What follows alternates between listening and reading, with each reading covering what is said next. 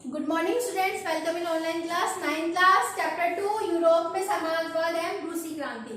इसके पहले वाली क्लास में मैंने आपको बताया था 1914 में प्रथम विश्व युद्ध कैसे शुरू हुआ था और वहां की स्थिति कैसे हो गई थी। अब हम आज पढ़ेंगे पेट्रोग्राद में फरवरी क्रांति। मैंने आपको बताया था सेंट पीटर्सबर्ग का नाम बदल के क्या कर दिया था, पेट्रोग्राद। अब वहां पे पेट्रोग्राद में फरवरी क्रांति का रूप क्या था।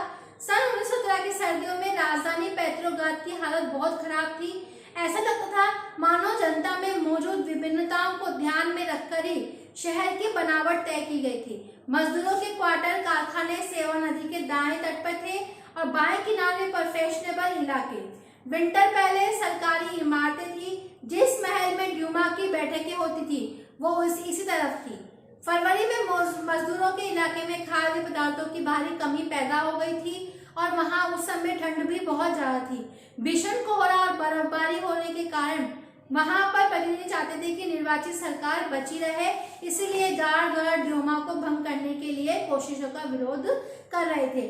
22 फरवरी को दाएं तट पर स्थित एक फैक्ट्री में तालाबंदी घोषित कर दी गई। अगले दिन इस फैक्ट्री के मजदूरों के समर्थन में 50 फैक्ट्रियों के मजदूरों ने भी हड़ताल का ऐलान कर दिया।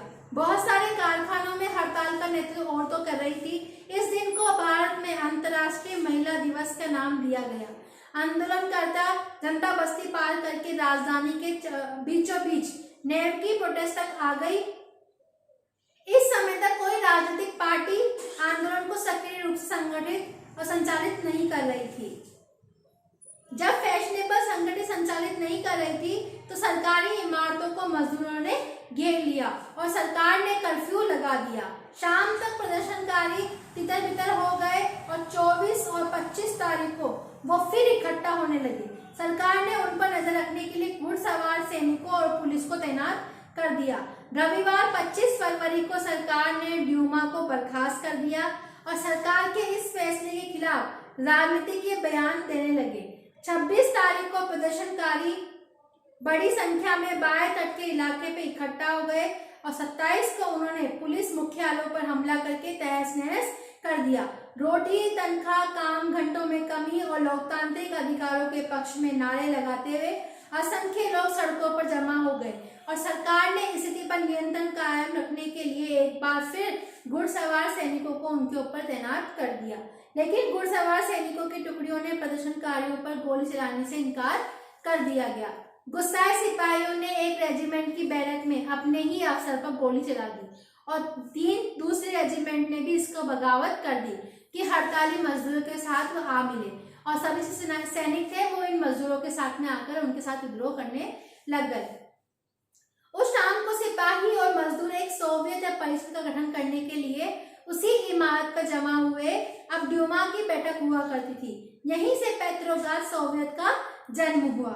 अगले दिन एक प्रतिनिधि मंडल जार से मिलने गया और सैनिक कमांडरों ने उसे सलाह दी कि वो राजगद्दी को छोड़ दे। उनसे कमांडरों की बात मान ली और 2 मार्च को उसने भी गद्दी छोड़ दी। सोवियत और ड्यूमा के नेताओं ने देश का शासन चलाने के लिए एक अंतिम सरकार बना ली और तय किया गया कि रूस के भविष्य के बारे में फैसला लेने की जिम्मेदारी संविधान सभा को सौंप दी जाए और फरवरी 1917 में राजशाही को गद्दी से हटाने वाले क्रांति का झंडा पेट्रोग्राद की जनता के हाथ में आ गया। उसके बाद है कि फरवरी के बाद वहां पे क्या हुआ। अंतिम सरकार के सैनिक अधिकारी और भूस्वामी उद्योगपति प्रभावशाली थे। उसने उदारवादी और समाजवादी जल्दी से जल्दी निर्वाचित सरकार का गठन करना चाहते थे। जनसभा करने और संगठन बनाने पर लगी पाबंदी हटा ली गई और निर्वाचन का तरीका सब जगह एक जैसा नहीं था। लेकिन पेट्रोग्राद सोवियत की तर्ज पर जब सब जगह सोवियतें बना ली गई। अप्रैल 1917 में बोल्शेविकों के निर्वाचित नेता व्लादिमीर ने लेनिन रूस लौट आए और लेनिन के नेतृत्व में बोल्शेविक में 1914 में भी युद्ध का विरोध हुआ। उनका कहना था कि सोवियत को सत्ता अपने हाथ में ले लेनी चाहिए। लेनिन ने बयान दिया कि युद्ध समाप्त किया जाए, सारी जमीन किसानों के हवाले की जाए और बैंकों का राष्ट्रीयकरण किया जाए। इन 3 मांगों को लेनिन ने अप्रैल थीसिस के नाम से जाना जाता है। उन्होंने ये भी सुझाव दिया कि अपने रेडिकल उद्देश्यों को स्पष्ट करने के लिए बोल्शेविक पार्टी को कम्युनिस्ट पार्टी रख दिया गया। और बोल्शेविक पार्टी के ज्यादातर लोगों को अप्रैल थीसिस के बारे में सुन काफी हैरानी हुई। उन्हें लगता था कि सभी समाजवादी क्रांति के लिए सही वक्त नहीं आया है, इसलिए फिलहाल हमें अंतरिम सरकार को समर्थन किया जाना चाहिए। गर्मियों में मजदूर आंदोलन और फैल गया।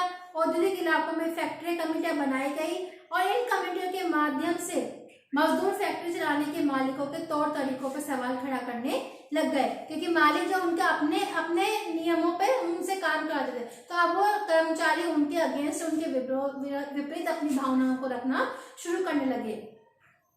जून में लगभग 500 सोवियतों ने अखिल रूसी सोवियत कांग्रेस में अपने प्रतिनिधि भेजे। जैसे जैसे अंतिम सरकार की ताकत कमजोर होने लगी, बोल्शेविक का प्रभाव बढ़ने लगा और सरकार असंतोष को दबाने के लिए सख्त कदम उठाने लगी। सरकार ने फैक्ट्री चलाने के मजदूरों द्वारा कोशिशों को रोकना और मजदूरों के नेताओं को गिरफ्तार करना शुरू कर दिया। जुलाई 1917 में बोल्शेविक द्वारा आयोजित किए गए विशाल प्रदर्शनों का भारी भरकम मात्रा में दमन किया गया और उनको नेताओं को छिपना और वहां से भागना पड़ा। और वहां पे क्रांतिकारियों ने प्रेरणा से प्रोत्साहन लेते हुए जुलाई से सितंबर के बीच किसानों ने बहुत सारी जमीनों पर अपना कब्जा कर लिया था। ठीक है, यहाँ तक आपको समझ में आ गया होगा। अब 1917 की क्रांति हम अगली क्लास में पढ़ेंगे। Thank you, have a nice day.